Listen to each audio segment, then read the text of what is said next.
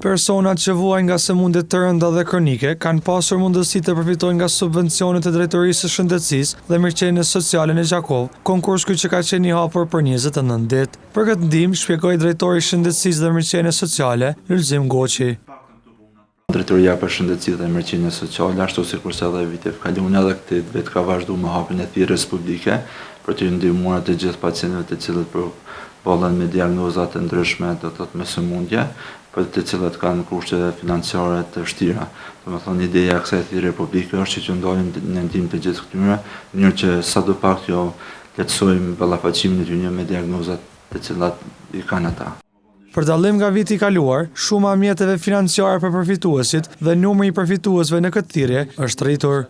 Për dallim nga vitet e kaluara, vlera përgjithshme që shkon në mbështetje të këtyre pacientëve që ka qenë, domethënë vlera 60.000 euro, duke po numrin e gjithmonë që është në rritje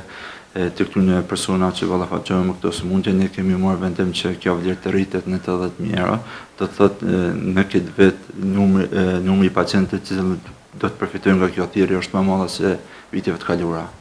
Rezultatet e konkursit do të postohen në web faqen e komunës së Gjakovës, ku sipas drejtorit, ato do të publikohen në pasditën e sotme.